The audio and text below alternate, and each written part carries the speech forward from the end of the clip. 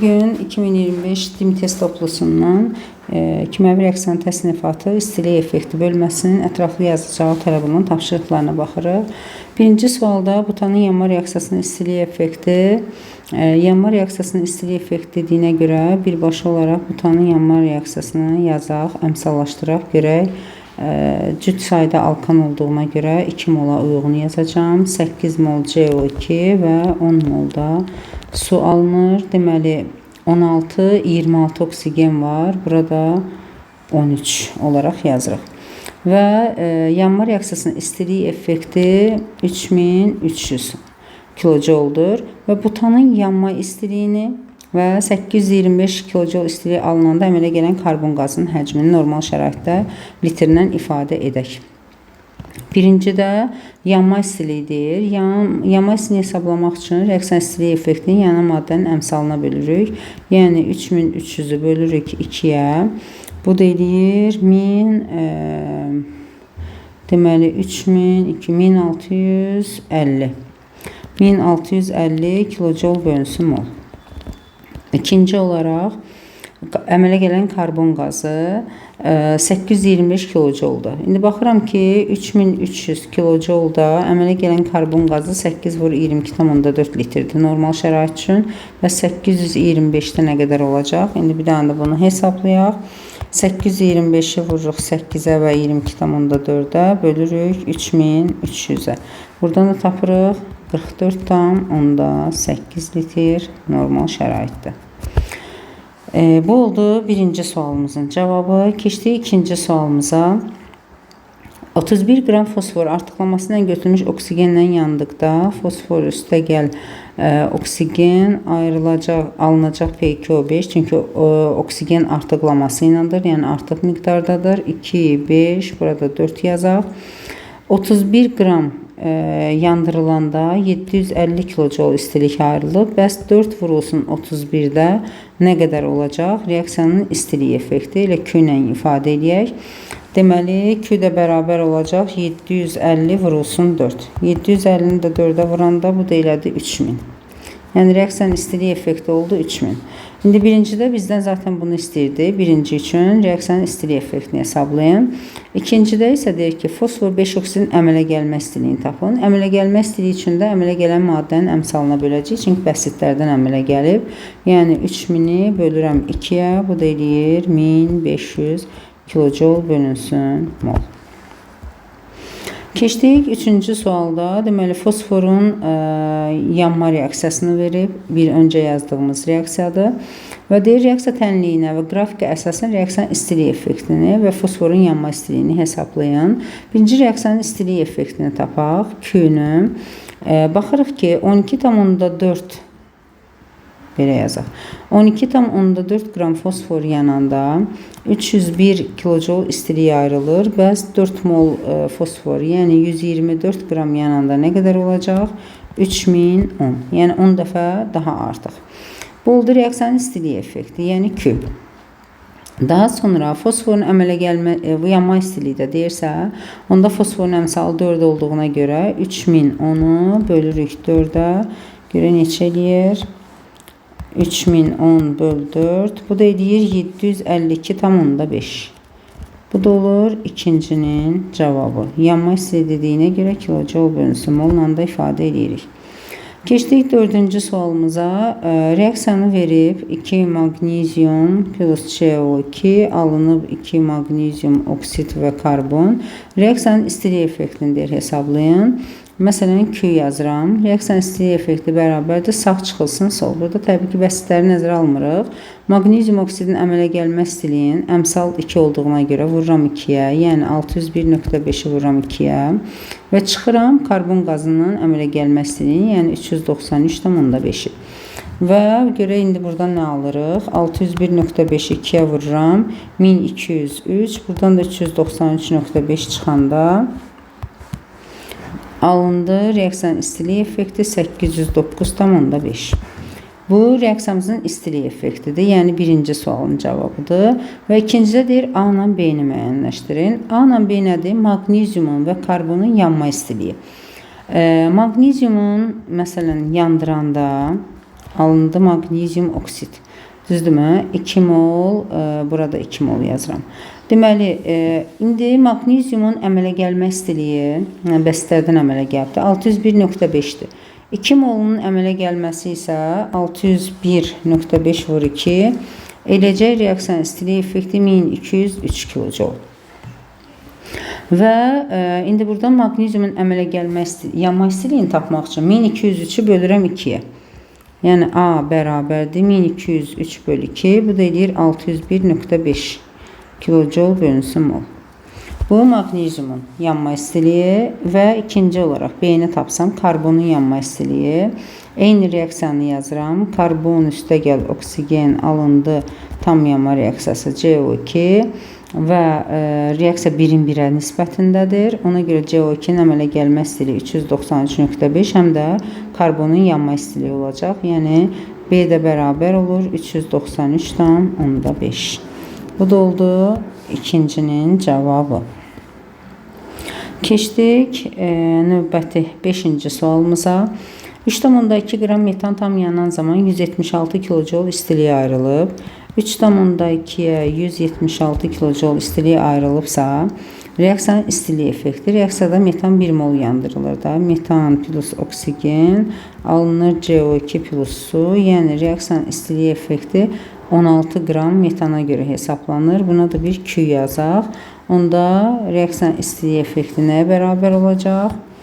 16 vurulsun 176 bölünsün 3,2, yəni 880 kilojol. Müsbət 880. Daha sonra deyir ki, əmələ gələn suyun kütləsinə hesablayın.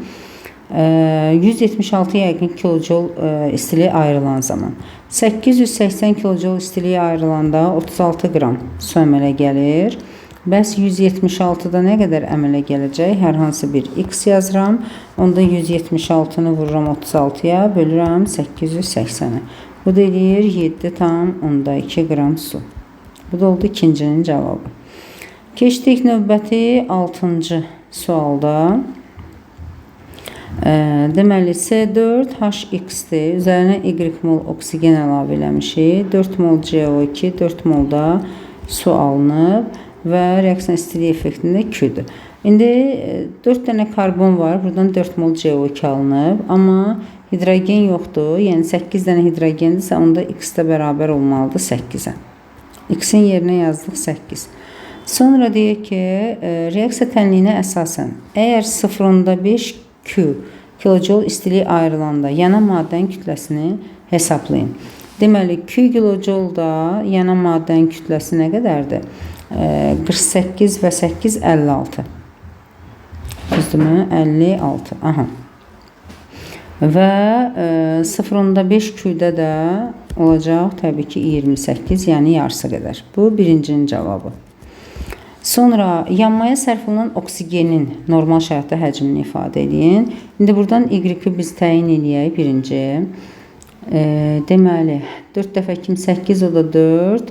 12, onda burada 6 mol düşür. Deməli, biz indi baxırıq ki, 2 kilojol istilikdə 6 mol oksigen sərf olunur. Onda 0,5 Q-də də 3 mol oksigen sərf olunacaq. Bunda 22,4-ə vursam 67,2 litr normal şəraitdə deməli, oksigen sərf olunmuş olur. Bu da 6-cı sualın cavabı. Keçdik 7-ci sualımıza. 6 qram etanın tam yanmasından 312 kilojol istiliyə ayrılır. Görə etanın yanma reaksiyasının istiliyi effekti nədir? Birinci etanın yanma reaksiyasını yazaq. Plus oksigen, cüt sayda karbon olduğuna görə 2 molla götürürəm. CO2, 6 molda su alınır. 6, 8, 14, burada yazıram 7. Sonra indi baxıram ki 60 qram yanında reaksiyanın istiliyi effekti bilmirəm neçədir, amma deyir 6 qramı 312-dir. Buradan tapıram ki 10 dəfə çox olduğuna görə bu da 3120 kilojol eləyəcək reaksiyamızın istiliyi effekti. Daha sonra hər CH2 qədər artanda 660 kilojol da əlavə artım, yəni ki yanma istiliyində əlavə artım görünür. İndi bizdə 2 karbondur. Deməli 2 karbondur və bizdə nəyə soruşur? normal pentan və heptanın yanma istiliklərini 1 mola görə hesablayırıq. Onda 30 qram metan, daha doğrusu etan yananda 3120-nin yarısı, yəni 1560 kilojol istiliyə ayrılmış olur və deməli pentandırsa, burada evi 2 karbondur da, 2 karbon. 2 karbonda bu qədərdirsə, pentanda da 5 karbondur. Əlavə 3 dənə karbon gəlib. Əlavə 3 dənə karbon olanda tənasüb deyil də bu, sadəcə oxşarəsidir. Yəni 2 karbon olanda bu qədərdirsə, pentana çatmaq üçün mən bura 3 dənə də CH2 əlavə eləməliyəm və bu da 660 vur 3 qədər əlavə deməkdir. 660-ı vururam 3-ə, bu da deyir 1980. Onda birincinin cavabı olacaq 1980 ilə 1560-ın cəmi. Üstünə də 1560, bu edir 3540. Daha sonra normal heptan üçün yazsaq, heptanda da əlavə 2 dənə də CH2 artırmalıyam pentandan. Bu da 660 vur 2, 1320 edir əlavə. Yəni bunun da üzərinə 3540-ın üzərinə 1320 əlavə edirəm. 3540. Deməli bu da oldu 4860 kilojol bölünsün mol. Bu da deməli heptan üçün hesablanan istilik effekti. Keçdik 8-ci suala. Deməli 8-ci sualda nədir? Ardıcıl 2 reaksiya verib. 2x plus y alınıb 2z müsbət Q1'dir. 2z plus y buradan da alınıb 2t, bu da müsbət Q2'dir. Və T maddəsinin alınmasının tam reaksiya tənliyini yazın. Reaksiyaları tərəf-tərəfə toplayaq. Belə deyək, 2z-lə z getdi ixtisara. Yerdə nə qalır? 2x plus 2y alındı 2t. Reaksiyanın istilik effekti oldu Q1 üstəgəl Q2. Daha doğrusu ayrılan istilik. Və reaksiya hamısında əmsallar 2 olduğuna görə ixtisar eləsəm, x plus y alınır t. T maddəsinin alınması reaksiyası belə olacaq. Onda istilik effekti də olur. Q1 üstəgəl Q2 bölünsün 2. Tam reaksiya tənliyini yazdıq. Reaksiyanın istilik effektini də hesabladıq. Bu da birinci və ikincinin cavabı olmuş olur. Keçdik 9-cu sualımıza. Kalsium karbitin deyir əmələ gəlmə istiliyi. Yəni kalsium üstəgəl karbon alındı kalsium karbid və əmələ gəlmə istiliyi, yəni 1 mol üçün 62,8 kilojol bölünsün moldur. Bərabər mol sayda götürülmüş 58 qram kalsium karbon və kalsium karbid qarşılığı. Bərabər mol sayda deyirsə, onda bunda 2 mol, bunda 2 mol, bunda 2 mol götürürəm. Bu edir 80, indi x götürək də hamısını 2x qədər. 80x, bu da 24x, bu da edir 64 vur 2, 128x, bərabər də 58-ə.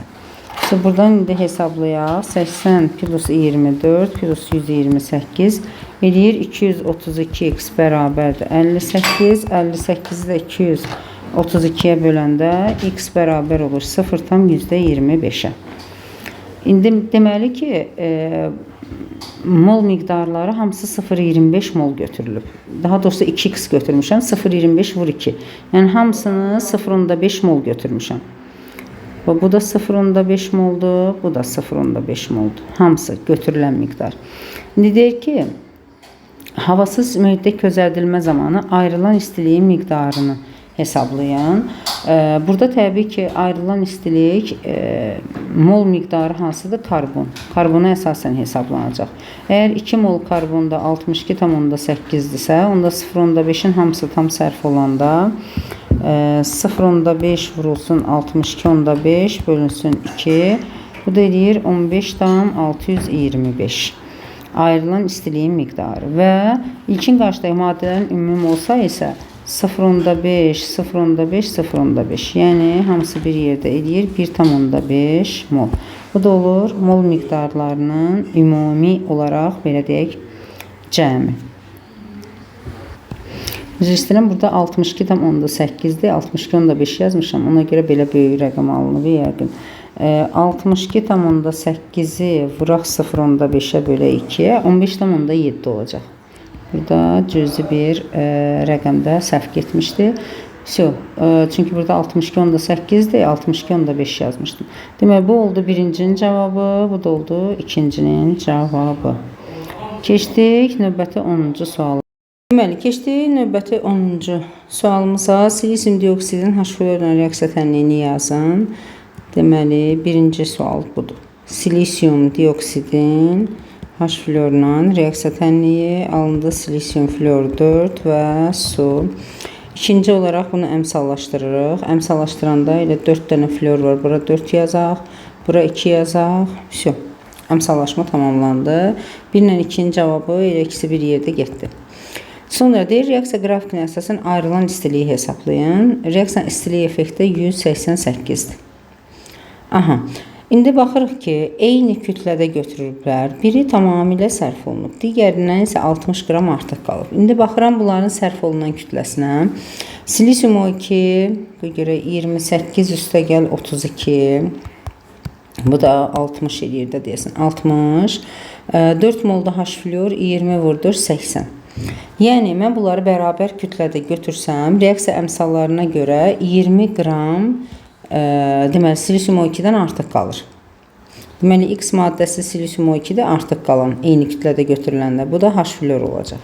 İndi mən əgər hər ikisini 80 qram götürsəm, tapdım ki, 20 qram silisium 2 artıq qalır. Bəs 60 qram qalması üçün mən bunların hər birini nə qədər götürməliyəm? Buradan da 1, 3, deməli 240 qram. 8 dəfə 80-i 3-ə vuranda 240 qram. Və deməli 240 qrama əsasən ayrılan istiliyi hesablayaq. 240-dan bilmirik nə qədər istiliyi ayrılır, amma 80 qram H-flor reaksiya daxil olanda deməli H-flor tam sərf olunduğuna görə H-flora görə bölürük. 188 kilojol istiliyi ayrılacaq. Buradan da 3, 1, 188-i də vuraq 3-ə. Bu da eləyir 564. Yəni, ayrılan istiliyin miqdarı 3-cünün cavabı da olacaq. 564 kilojol istilik. Keçdik növbəti 11-ci sual. Növbəti 11-ci sualda deməli sink S, SO2 və sink O verib əmələ gəlmə istiliklərini verib tam yanma reaksiyasının tənliyini yazın, əmsallaşdırın. Bu birinci üçün sink S plus oksigen alınır, sink oksid plus SO2. Deməli oksigeni bunu 2 dəfə, bunu da 2 dəfə eləsək 4, 6 olur. Bura 3 yazırıq, onda burada 2 yazaq. Bu yazdıq, əmsallaşdırdıq. Və bizdən nəyə soruşur? Reaksiyanın istilik effektini hesablayın. Reaksiyanın istilik effekti bərabərdir. Sağ çıxılsın, sol qaydanı tətbiq edəcək. Yəni, sağdakıların əmələ gəlmə istilikləri əmsala vurulmaqla cəmlənir. Çıxıram soldakıların əmələ gəlmə istiliklərinin cəmini. Oksigen bəstə olduğuna görə nəzərə almırıq. Digərlərini hamısını hesablayırıq. Deməli, bizə verilib ki, sink S 200'dür. Burada 2 mol sink S var. Onda bura 400 yazıram. SO2 300'dür. Burada 2 mol olduğuna görə 600 yazıram. Sink O 350'dir. Burada da 2 mol sink O olduğuna görə burada 700 yazıram. Onda sağ çıx sol tətbiq eləyəndə 600 üstə gəl 700'dən çıxıram 400'ün. Buradan da hesablayaq. 1300, 1300'dən də 400 çıxanda qalır 900 kilojol. Deməli, reaksiyanın istilik effekti oldu 900. Bu da ikincinin cavabı. Keçdik 12-ci sualımıza. Deməli, bizə verib yanma reaksiyası. CH4 plus 4 mol oksigen alınıb 3 mol CO2, 2 mol da su və reaksiyanın istilik effekti də 1560. Və deyir ki, oksigenin kütləsi M-dir, CO2-nin kütləsi M plus 1-dir. Təbii ki, reaksiyada sərf olunan kütlələrindən və alınan kütlələrindən yəqin ki, söhbət gedir. İndi baxıram ki, 4 vur 32, yəni görək nə qədər eləyir? 4 vur 32, 128 qram oksigen, onda 3 molda karbon qazı alınır. Bu da 132-dir. Baxıram kütlə fərqinə. İndi mənə lazımdır ki 1 qram olsun da, düzdürmü? Görək normalda nə qədərdir? 132 ilə 128-in fərqi 4 qram artıqlıq deməkdir. Deməli, plus 4 qram olanda M olaraq kiçiyi götürəm də 128-dir. Bəs 1 qram artıqlıq olanda nə qədərdir oksigen? M. Və buradan oksigenin kütləsini, yəni M-i təyin edirik. 128-in 4-ə olan nisbəti, bu da eləyir 32.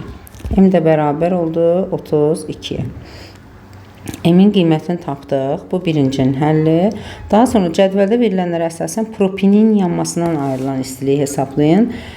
Propinin yanmasından ayrılan istilik, yəni M qram oksigen olanda, məsələn 4 mol, yəni elə oksigenə görə hesablayaq da, 4 mol, yəni 128 qram oksigen sərf olanda ayrılan istilik 1560-dır. Və M qrama 32-yə nə qədər olacaq? Hər hansı bir x yazıram. Buradan da 1560-ı bölürük 4-ə. Bu da eləyir 390 kilojoule. Yəni ikincinin də cavabı oldu 390. Keçdik 13-cü reaksiyaya. Məsələyə. Reaksiyaların tiplərini birləşmə, parçalama, əvəz etmə və mübadilə olaraq cədvəldə qeyd edirik. Təbii ki, 2 mürəkkəb maddədir. Barium SO4 natrium xlor, yəni 2 mürəkkəb maddənin alınması ilə gedir. Ona görə mübadilə və yaxud da ki, dəyişmə yaza bilərik. Eyni bir mənaya gələcək. Ferium müstəqəl H xlor, buradan ferium xlor 2 və hidrogen, yəni əvəz etmə tiplidir. Yazdıq bura əvəz etmə. Və ferium 2 hidroksid, oksigen su, buradan ferium 3 hidroksid əmələ gəlir. Bu da yəni bir dənə maddə əmələ gəldi. Ona görə də birləşmə tipli olmuş olur. Keçdik növbəti 14-cü sualımızda. Deməli, reaksiya hidrogenin yanma istiliyi kilojoule bölünsün moluna. Əgər reaksiyada, bax, yazaq köçürək reaksiyanı, 2 mol su 484-də reaksiyanın istilik effekti verib. Yanma istiliyi deyəndə yanan maddənin əmsalına bölürük. Yəni burada yazaq da elə. 484-ü bölürəm 2-yə, bu da edir 242. Bu birincinin cavabı. Sonra 5.6 litr normal şəraitdə, yəni 0,25 mol hidrogenin yanmasından ayrılan istilik. Bu bilmirik nə qədərdir. Amma 2 molundan ayrılan istilik 484-dür. Və indi burada 484-ü vururam 0,25-ə bölürəm 2-yə. Bu da eləyir 60,5. Deməli, növbəti ikinci üçün olacaq 60,5. Elə burada yazaq. Bu da oldu 60,5. Sonra 72 qram su əmələ gələndə ayrılan istilik. Deməli 2 mol, yəni 36 qrama 484-dürsə, onda 72 qrama da 2 dəfə daha çox olacaq. Yəni 484 vur 2, bu da eləyir 968. Bu da üçüncünün cavabı 968. Həm də Y üçün də yazaq. Qalsın. Keçdik 15-ci sualımızda. C3H6, C2H6 verib, yanma istiliklərini verib. C3H6 plus oksigen, alındı 3 mol CO2 və 3 mol su. Yanma istiliyi olduğuna görə 1 mola görə yazıram. 2060. Sonra C2H6-nın yanma istiliyi isə deməli, buradan da 2 mol CO2, 3 mol su. Və burada da yanma istiliyi 1560. Reaksiya istiliyi effekti deyil, yanma istiliyi. İndi deyir ki 103 kilojoule yanması zamanı istilik ayrılarsa alınan CO2-ni tapın, yəni X-i. Əgər deməli 2060 kilojoule istiliyi ayrılanda alınan CO2-nin mol miqdarı 3-dür. 3 mol alınır. Bəs 103-də X qədər. Buradan da hesablayaq, X-i tapaq. Deməli, 103-ü vururam, 3-ə bölürəm 2060-a. Bu da eləyir 0,15 mol. Bu X, yəni birincinin cavabı. Daha sonra ayrılan istiliyi tapırıq, əgər 0,4 mol CO2 alınarsa. 0,4 mol ayrılanda Y-dir, amma reaksiya əmsalına baxıram ki, 2 mol ayrılanda 1560-dır. Buradan da Y bərabərdir. İxtisar eləsəm, 1560-ı vururam 0,2-yə, bu da eləyir 312 kilojoule. Deməli, bu da oldu, Y-imiz 312. Bizdən də zaten bunları istəyirdi. Keçdik növbəti 16-cı sualımıza. 11,2 litr, yəni 0,5 mol asetilin tam yananda 650 kJ istilik ayrılır. Yanma reaksiyasının istilik effektini tapaq. İstilik effekti tam əmsallara görədir. Deməli, 2 mol CO2 və 1 mol da su olsa, görürük ki, oksigenin əmsalına 2,5 düşür. Onda mən bunu 2,5 yazmamaq üçün, tam rəqəmlə yazmaq üçün bütün rəqəmləri, yəni reaksiyanı bütünlükdə 2 dəfə artırıram. 4, bu da 5, bu da 2, bu da 2 mol. Və reaksiyanın istiliyi effekti artıq 2 mol asetilinə görə hesablanır. 0,5'ə 650-dirsə, bəs 2-yə də reaksiyanın istiliyi effekti olacaq və buradan tapırıq istiliyi effekti nəyə bərabərdir? 650 vur 4 edir 2600 kJ. Bu oldu reaksiyamızın istiliyi effekti, yəni birincinin cavabı. İkincidə asetiliyin yanma istiliyini hesablayın. Yanma istiliyini də hesablamaq üçün onda 2600-ü, yəni reaksiyan istiliyi effektini bölürük yanan maddənin əmsalına və yaxud da ki, elə buradan da tapa bilərsiniz, bəs 1 mola nə qədərdir deyə. Bu da eləyir 1300 kJ bölünsün mol olaraq. Bu da ikincinin cavabı.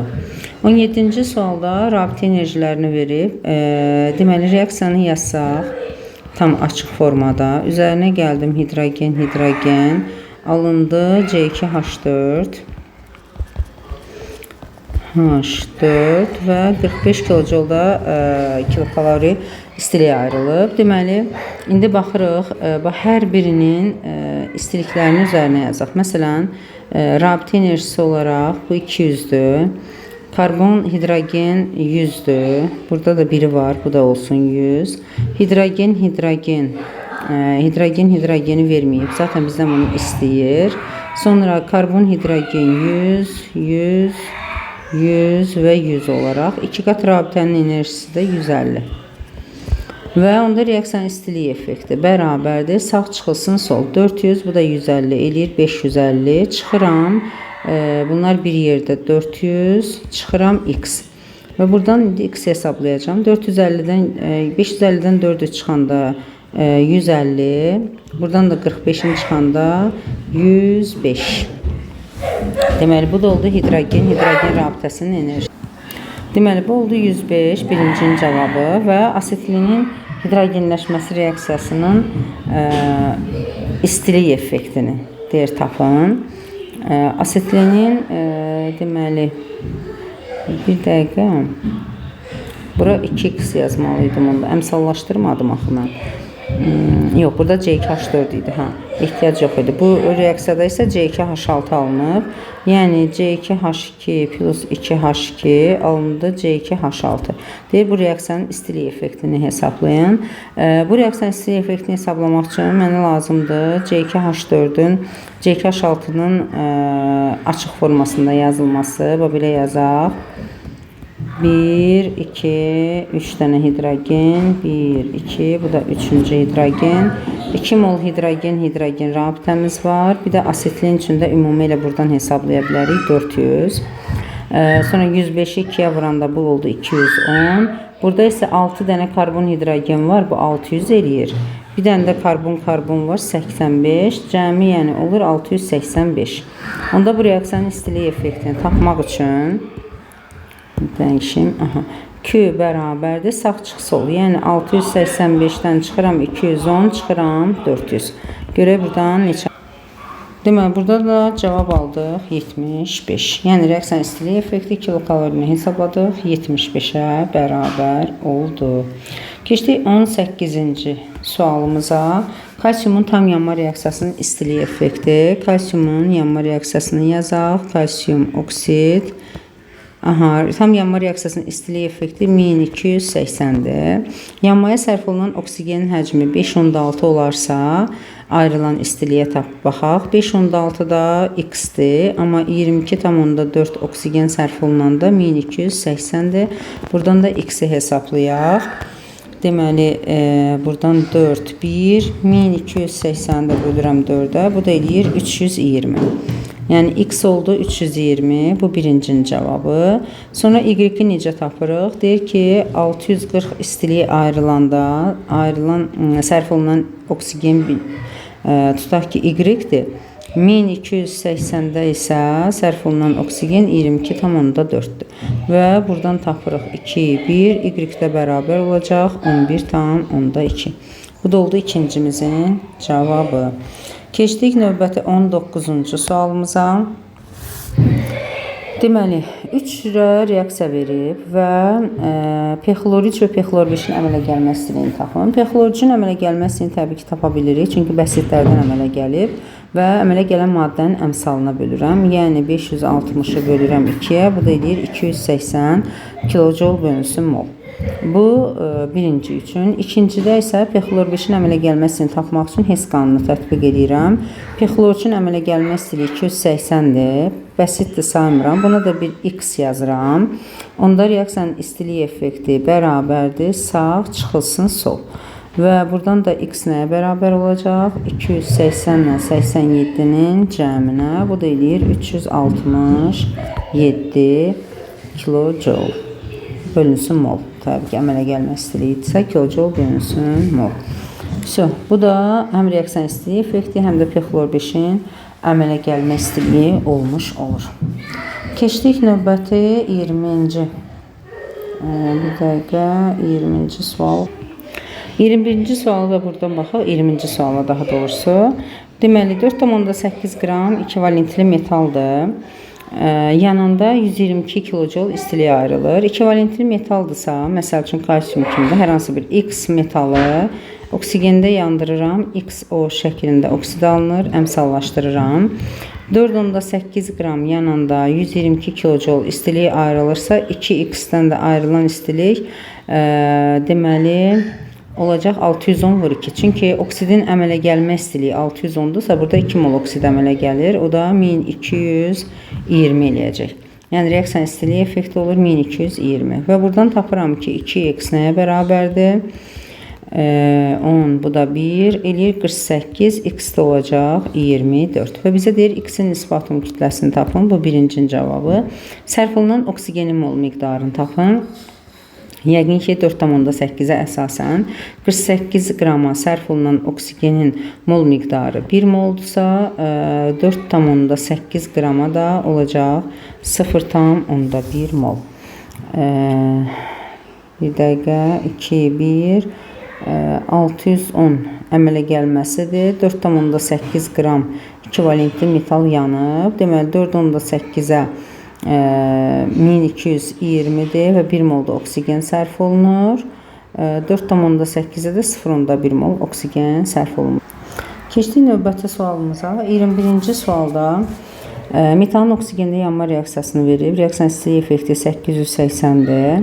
Və bizə deyir ki, əgər karbon qazı 5,6 litr normal şəraitdə alınarsa, əmələ gələn suyun kütləsi və ayrılan istiliyin miqdarı. Baxıram ki, 22,4 litr laf molla ifadə edir. 1 mol CO2 əmələ gələndə deməli 880 kilojol istiliyə ayrılır. 5,6 litrdə eləyir 0,25 mol. 0,25 mol əbəsinə qədər ayrılacaq y qədər. Buradan y hesablayırıq. Yəni ikinci misalımızı 880-i bölək 4-ə böl 4 bu eləyir 220 kilojol. Və birincini necə hesablayırıq? Ayrılan su 36 qram su əmələ gələndə reaksiya əmsallarına görə 880 kilojol istiliyə ayrılır. Bəs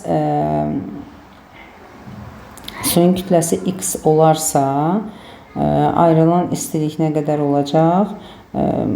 220 məsələn. Buradan da 4, 1, 36 ilə də 4 ixtisar edirəm 9, x də bərabər olur 9 qram. Bu da olur birincinin cavabı. Keçdik növbəti 22-ci sualımıza. Deməli 2 mol XS plus oksigen reaksiyanı yazaq.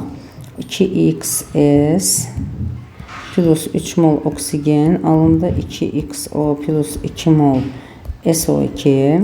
XS-in kütləsi 19,4'dür və tam yanma zamanı ayrılan istilik də 40'dır. Və yanma istiliyi, yəni 1 molun yanma zamanı 200'dür. Onda reaksiyan istiliyi effekti olacaq 400. Əgər bu 400'dürsə, onda bu zamanda 2 mol XS yanmış olur. Yəni 2 mol XS-in kütləsini tapaq. 40 ilə bunu ixtisar elədim 10 və 1. 2 mol XS-in kütləsi bərabərdir 194-ə. İndi buradan hesablayaq ki, X nəyə bərabərdir? Reaksiyanın istilik effekti bu birinci 400 oldu. İkincini də hesablayaq buradan. 194'ü bölək 2'yə. 194 böl 2 bölür 97. X üstə gəl 32 bərabərdir 97-dirsə X buradan 97'den 32 çıxanda 65 olacaq. Bu da oldu X elementinin nisbi atom kütləsi. Keçdik 23-cü suala. Deyəsən bu sonuncu sualımızdır. Maddəmiz CO2 su və CH5OH-dır. Deməli CH5OH-ın yanma reaksiyasını yazıram. 2 mol CO2 və 6 dənə hidrogen isə 3 mol da su alınacaq. 4, 3, 7'dir. Biri buradadır. 3 mol da bura yazıram. Deməli, hər birinin əmələ gəlmə istiliyini əmsala vuraraq üzərinə yazacağım. CH5OH C-dir. Üzərinə yazıram C. Su B'dir. Burada 3 moldur deyə 3B. CO2 A'dır. Burada da 2 moldur deyə 2A yazıram. Və yanma reaksiyasının istilik effekti Q bərabərdir. Sağdakıların cəmi çıxılsın soldakı. Bu oldu 2A plus B çıxılsın C reaksiyanın istilik effekti. Yəni birincinin cavabı. Və spirtin yanma istiliyi deyəndə reaksiyanın istilik effektini elə yanma istiliyi kimi də götürə bilərik. Çünki 1 mol tam reaksiyalarda 1 moldur CH5 yanma istiliyi. Onda yanma istiliyi də yanma istiliyi kilojol bölünsün molla edə 3B plus 2A çıxılsın C kilojol bölünsün molla ifadə olunacaq. Yəni eyni olacaq.